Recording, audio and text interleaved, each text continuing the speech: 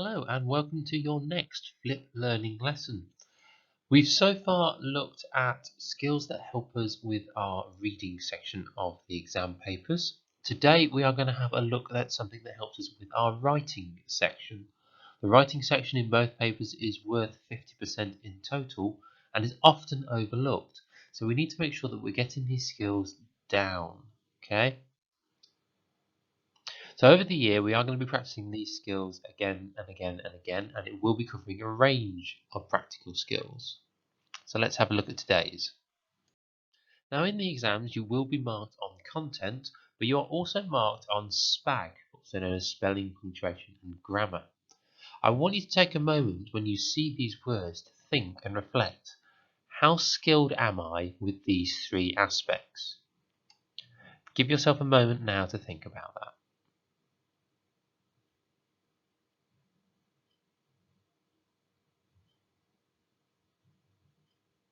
Okay, if you're rating yourself somewhere between okay to really, really good, hopefully that's going to reflect in your classwork.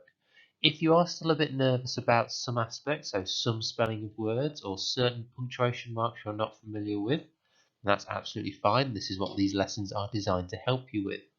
Grammar can be a bit tricky as well, as it's often not greatly defined by most people. They don't fully understand what we mean by grammar. And essentially by grammar we mean, are we putting the words in the right place for the sentence to make sense? That's all we mean by grammar. Okay, let's have a look at today's skill that we are going to be focusing on, and is a punctuation mark. But before we go into the punctuation mark, we're going to have a quick test, a quick spelling test. So for this you will need a piece of paper. Each week we are going to be giving you a different spelling test. This first one is going to be done on this video. The next one will be done in lesson, and this will be up to you to follow up with. The words that you're going to be given are common words, words that you are expected to know how to spell, and ones that can cost you quite a few marks if you're not getting 70 to 80% of them correct. Okay, now it's only going to be 5 words a week.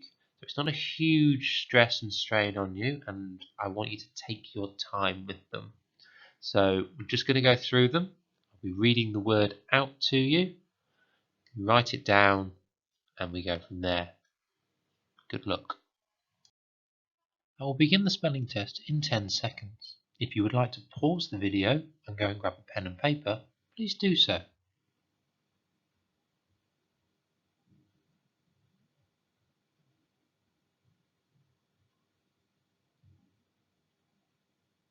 So your first word for this spelling test is receive.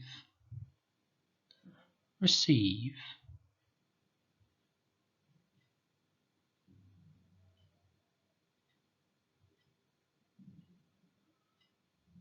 Your next word, temperature.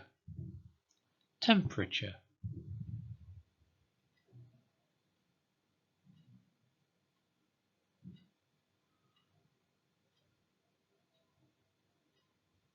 Your next word, especially. Especially.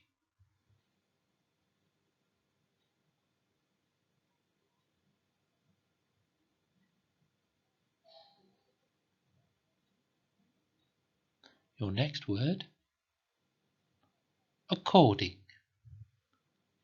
According.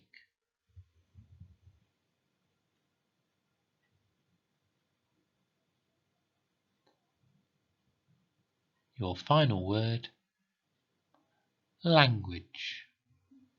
Language.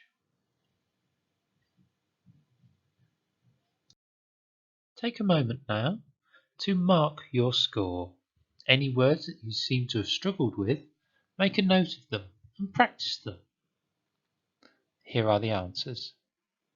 If you would like to pause so you can mark, please do so.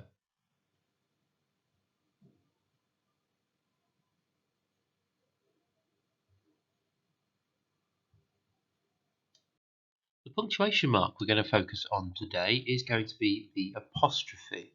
And we're going to have a look at the rules for the apostrophe's two main uses, that of omission having words missing out, and that of possession or ownership. The apostrophe's use for omission is probably the most common one that we can recognize, as it allows us to use lots of slang terms or more relaxed language in the way that we speak. It's important to be aware of this because certain pieces of writing will require you to use the apostrophe for omission, whereas others will require a far more formal tone, and so omission apostrophes are something you want to avoid. So being aware of the rules for the apostrophe will help you prevent from making those mistakes. Such examples of omissions are words like can't, don't, I'd, and we'd. This is where two words have been taken and slammed together. The word can and not has caused the O from not to be knocked out of place. So to show that there is a letter missing, we place an apostrophe where the O would go. The similar happens with don't. I'd is optional. It could be we could, or I could, or I would. In either case, we're taking out those vital letters, and we need to show to the reader that those letters are missing. An apostrophe is an excellent way of doing this. Take a moment now to have a look at these sentences. None of them have the use of the omissive apostrophe. I want you to take a moment and work your way through each of the statements. Can you shorten the words in these sentences using an apostrophe? You may wish to pause the video at this point.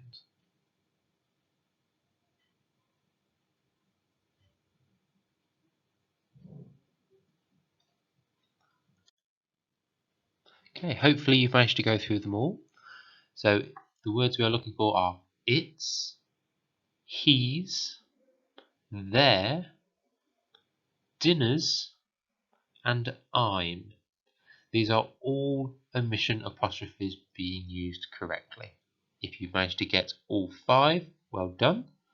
If you've managed to get more than 3, well done.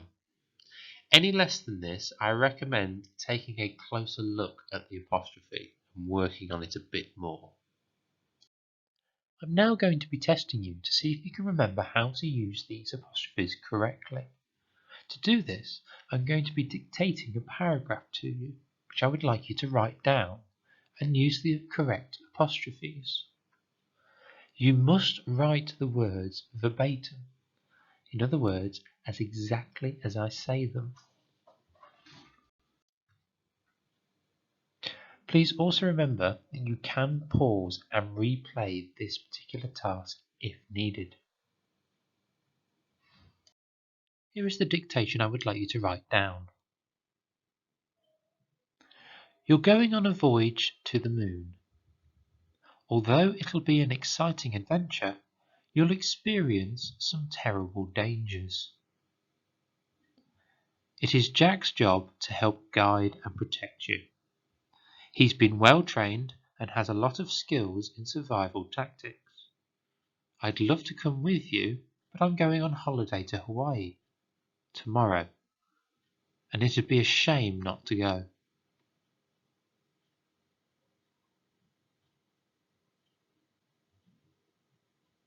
Now, if you would like, you can repeat this particular extract just to make sure that you've heard and written down everything.